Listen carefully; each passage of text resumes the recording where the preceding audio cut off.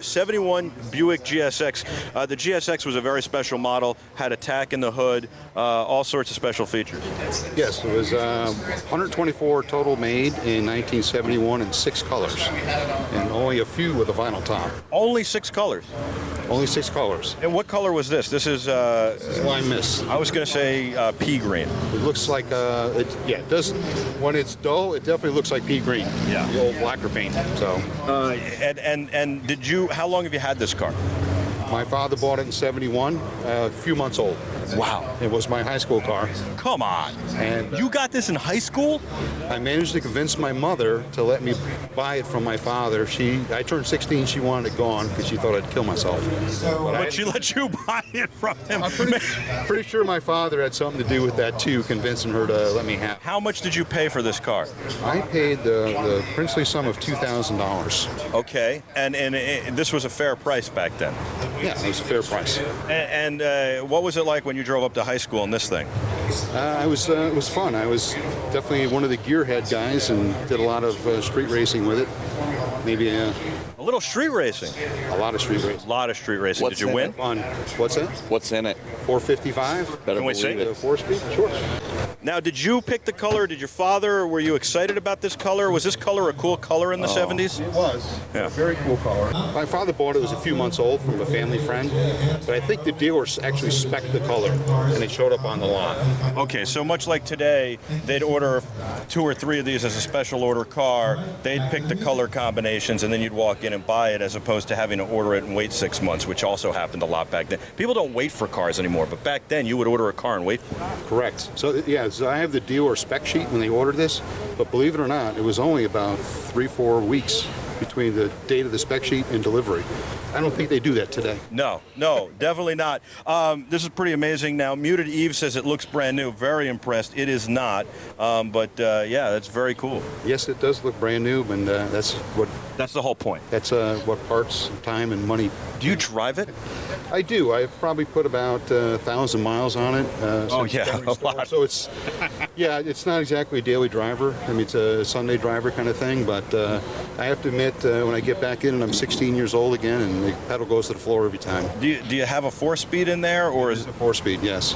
Very nice. Well, and here's something that drew my attention immediately because, excuse me, this AC compressor has the little OK stamp still on it, and that's part of the restoration to make it as close to factory new as possible. Right. And the 455, like I said, my family had an estate wagon of 1970, so I'm very familiar with the engine.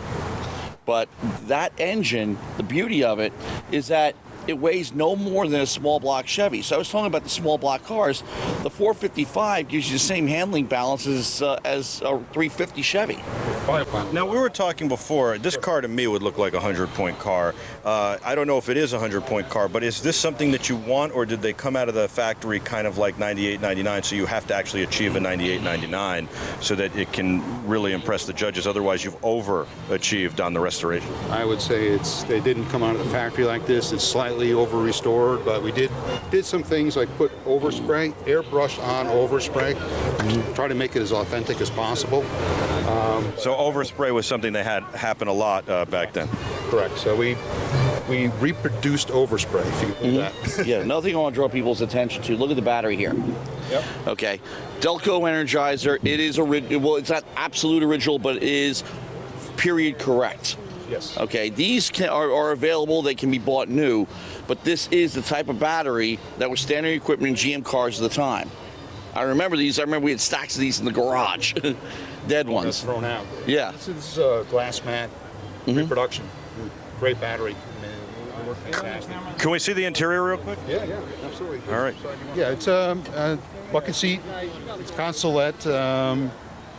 You could get it a different way, just without the little, I think it's called a consolette on the floor with the 4-speed. Just get a regular speed hump.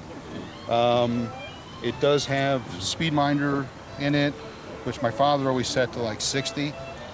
And I always turn it up to 120, and he caught me every time when I was 16. How did he catch you every time? Did you forgot to set it back? Correct. 100. I wasn't too. I was a remedial learner apparently. Was 120 the top speed?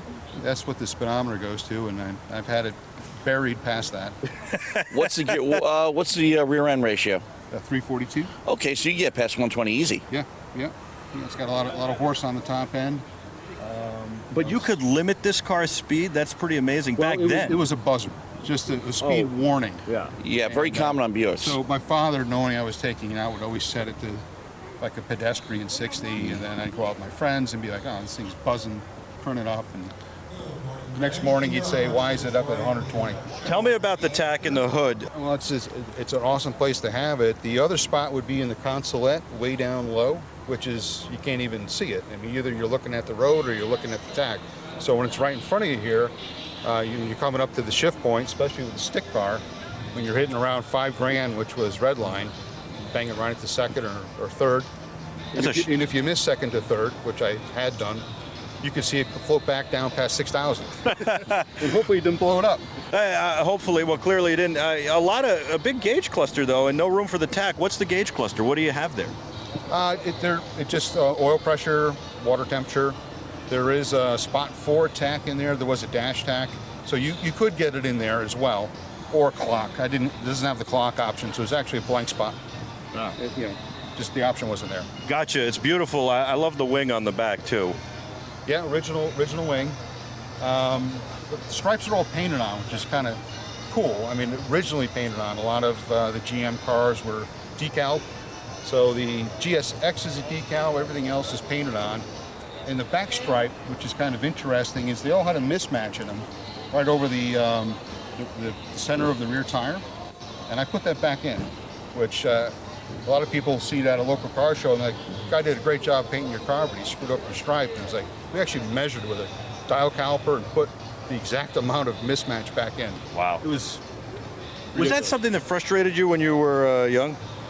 No, I didn't even notice it. It's only a small amount of mismatch, but it was later on when we met a bunch of other Buick guys, they pointed out, and I went, oh, okay, that's there. All right, well, thank you so much. Enjoy the rest of the day. Good luck. I don't know. To me, you're a winner.